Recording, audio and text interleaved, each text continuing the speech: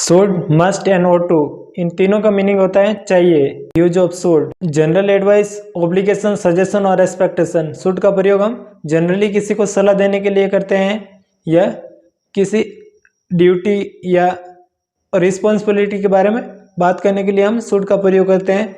जब वो सामने वाला आपके सुझाव माने या ना माने, आप किसी चीज़ की उम्मीद करते हो कि उसे ऐसा करना चाहिए। जबकि मस्ट का प्रयोग हम स्ट्रांगली किसी को एडवाइस देने, नेसेसिटी, ऑब्लिगेशन, सजेशन और एक्सपेक्टेशन के लिए करते हैं, जहाँ पर हम अपनी बात को जोर देकर कहते हैं कि उसे ये करना चाहिए, ऐसा कहते हैं। जबकि यूज ऑफ ought to का प्रयोग मोरल ऑब्लिगेशन और ड्यूटी के लिए करते हैं, जहाँ पर नैतिकता की बात आती है कि हमें देश का सम्मान करना चाहिए, हमें बड़ों की रेस्पेक्ट करनी चाहिए, वहाँ पर नैतिकता की बात आती है, तब हम ought to का प्रयोग करते हैं। जबकि आजकल स्पोकन इंग्लिश के अंदर शुड और ought to दोनों, इन दोनों को रिप्लेस भी किया जाता है।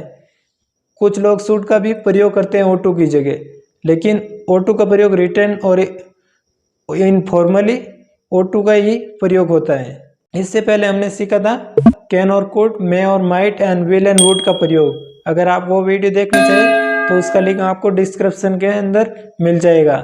आज हम शुड, ought to और मस्ट का प्रयोग डिटेल के अंदर सीखेंगे। आपको वीडियो में लास्ट तक बने रहना है ताकि आपको सारी चीज़ें अच्छे से समझ में आ जाए।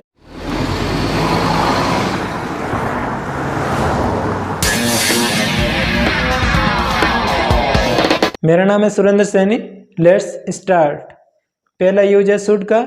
Should is use to give general advice. Should का हम प्रयोग जनरली किसी को सलाह देने के लिए करते हैं, सामने वाला सलाह माने या ना माने। यू शुड अवॉइड स्मोकिंग, आपको धूम्रपान नहीं करना चाहिए। यू शुड एक्सरसाइज डेली, आपको नियमित रूप से कसरत करनी चाहिए।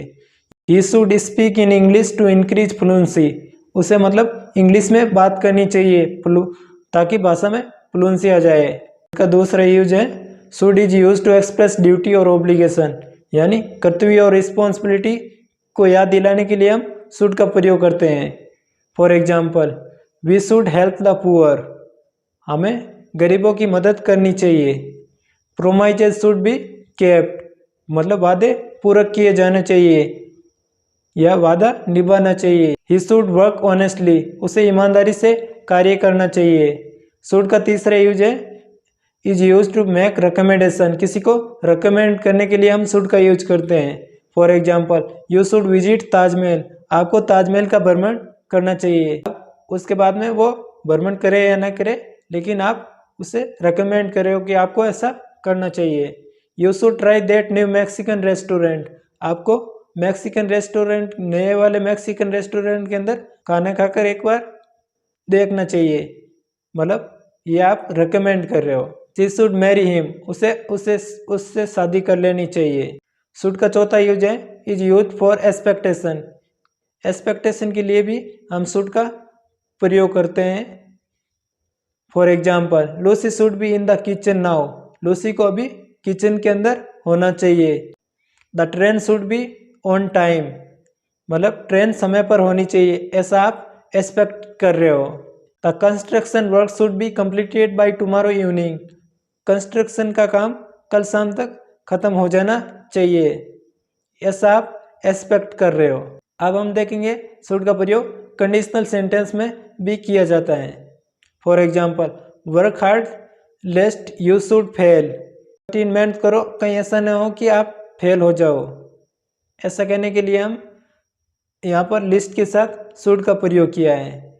लिस्ट के साथ हमेशा शुड का ही प्रयोग होता है। कहीं ऐसा ना हो, ऐसा कहने के लिए हम लिस्ट और शुड का प्रयोग करते हैं। Put on your coat lest you should catch the cold, कहीं ऐसा ना हो कि आपको जुकाम लग जाए इसलिए कोट पहन लो। हम सीखेंगे must. Must is use for strong obligation और रिस्पॉन्सिबिलिटी। फॉर एग्जाम्पल, मतलब आप किसी को स्ट्रांगली ये कह रहे हो कि ये आपको करना ही चाहिए, आप अपनी बात जोर देकर कह रहे हो, वहाँ पर नेसेसिटी का भाव है और बाध्यता का है। We must keep silent in library, हमें लाइब्रेरी के अंदर शांत रहना ही चाहिए, मतलब बात नहीं करनी चाहिए। वो यहाँ पर पुस्तकालय के अंदर हम बात नहीं कर सकते हैं, यहाँ पर एक तरह की बाध्यता है।